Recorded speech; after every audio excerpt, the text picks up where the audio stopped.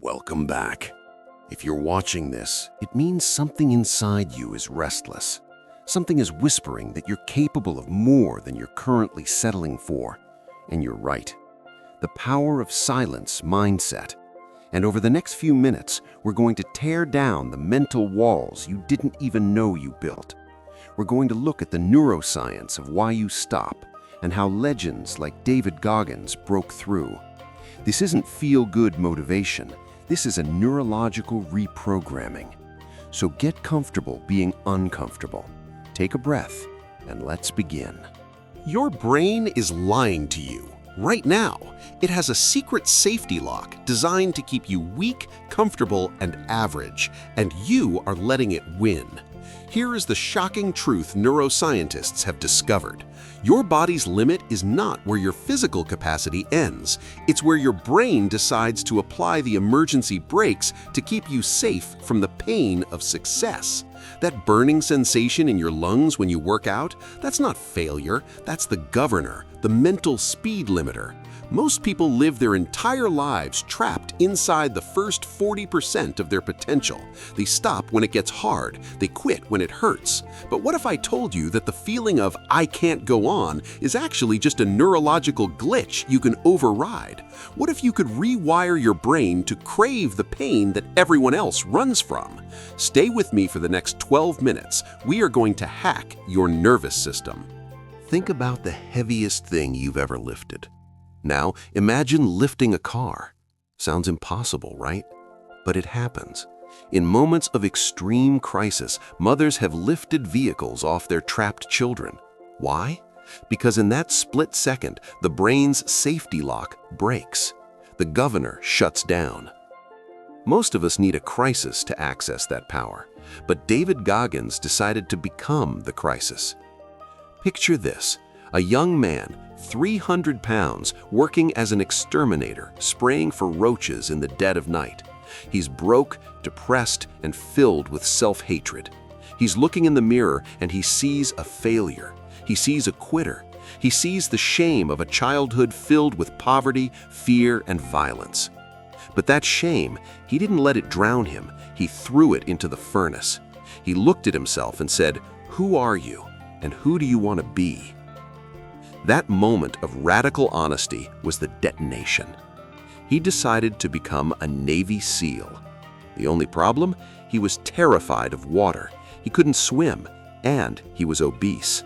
3 strikes. He lost over 100 pounds in 3 months. He went through Hell Week, not once, but 3 times. He broke a bone in his leg during a race and kept running for 100 miles. He did 4,030 pull-ups in 17 hours, shattering the world record, and hemorrhaged from his hands so badly he had to be hospitalized. Why? Because he realized that every time his brain screamed, "Stop!" it was just a suggestion. It was a safety lock, and he learned to smash it. Here's the truth. The neuroscience. Why you stop. Let's go inside your skull. Why do you quit?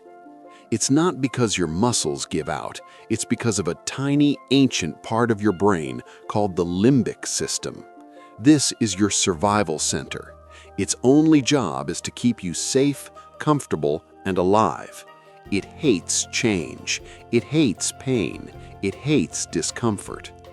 When you push yourself, whether it's a hard run, a difficult conversation, or starting a business, your limbic system screams danger.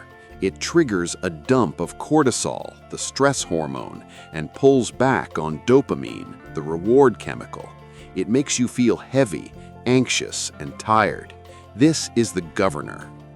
There is also a neurological safety switch in your muscles called the Golgi Tendon Organ, GTO. When you lift something heavy, the GTO senses the tension and sends a signal to your spinal cord saying, "Shut it down, the bones are going to break."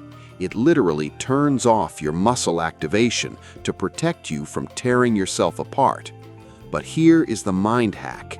The GTO and the limbic system are liars. They're overprotective parents. Your bones won't break. Your heart won't explode. The pain is just a signal, not a sentence. The part of your brain you need to activate is the Anterior Mid Cingulate Cortex, ACMC. Scientists call this the willpower center. It's the part of the brain that lights up when you do something hard, when you resist temptation, when you push through the burn. And here is the miracle of neuroplasticity. Every single time you push past the stop signal, you physically strengthen your ACMC. You are literally building a bigger willpower muscle in your brain.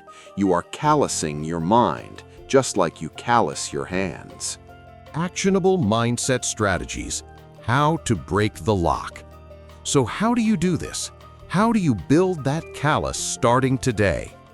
1. The 40% rule. When your mind tells you, I'm done, I'm exhausted, you are only 40% done. The Navy SEALs know this. The pain you feel at the end of a workout is not your limit.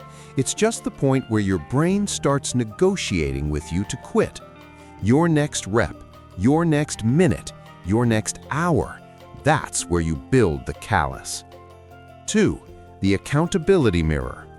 I want you to do something uncomfortable right after this video. Go stand in front of your bathroom mirror. Look yourself in the eyes, not at your hair, not at your skin, your eyes, and ask the hardest question. Are you living up to the standards you set for yourself? If the answer is no, you have to be willing to face that shame. Goggins did. That shame is rocket fuel. Don't numb it, use it. 3. The cookie jar. When the pain is peaking and your brain is screaming, stop, you need to fight back with memory. Reach into your mental cookie jar. Remember a time you overcame something. Remember a past victory. Remember that time you finished the workout when you wanted to quit. That memory releases neurochemicals that remind your brain, I have done hard things before. I can do it again. 4. Deliberate discomfort, callousing. You must seek out pain every single day. Take a cold shower tomorrow morning.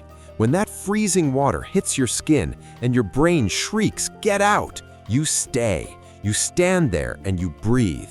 You are teaching your ACC that discomfort will not kill you. You are hacking the fear response. You are telling your limbic system, I am in charge now, not you. Stop lying to yourself. The dark and brutal reality.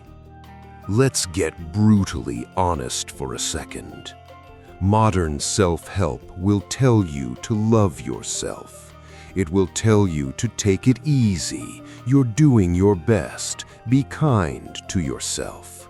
But let me ask you a question. If you've been lying to yourself, if you've been coasting, if you've been killing your potential with comfort, why the hell should you love that version of you?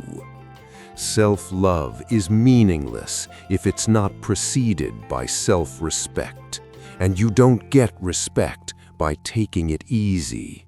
You get it by walking into the storm. The world doesn't care about your feelings. Life is going to hit you. It's going to send you pain, failure, and loss. It's going to break your heart. You have two choices. You can be a victim of the storm, or you can become the storm. When you wake up at 4 a.m. and it's dark and cold, that is the storm. When you pick up the heavy weight and your muscles are screaming, that is the storm. When you work on your dream while your friends are sleeping, that is the storm. Don't just survive it, thrive in it. Let the pain hit you and say, is that all you got? Before you go, I want to leave you with this. The fact that you made it to the end of this video, you didn't click away when it got intense, you didn't scroll to the comments halfway through, that tells me something about you. You're not the average person. The average person runs from pain. You're here studying it. That matters. Here's what I need you to remember. The brain's safety lock will never fully disappear. That voice that tells you to quit, to rest, to settle, it will always be there. That's not failure, that's biology. The goal isn't to silence it forever. The goal is to make it irrelevant. Every time you push past it, you build a stronger AMCC. Every cold shower, every early morning, every hard conversation, you're callousing the mind. You're becoming anti-fragile. So here's my ask. Don't let this video just be 14 minutes you watched and forgot. Let it be a detonator. Take the 24-hour challenge I gave you. Do the thing you're avoiding. And when you finish it, when you prove your brain wrong, come back to this comment section and tell us. Write, "I broke the lock," because your story might be the spark someone else needs to start their own fire. One last thing. If this video meant something to you, if it lit a fire in your chest or made you look in the mirror differently, share it with one person who needs to hear it. Not everyone, just one. Be the reason someone stops quitting on themselves. And if you want to keep building this mental armor, if you want the science and the strategy behind every episode, hit that subscribe button, turn on notifications, because we're just getting started. Remember, the storm is coming whether you're ready or not. The only question is, will you be the victim or will you be the storm? I'll see you in the next one. Stay hard.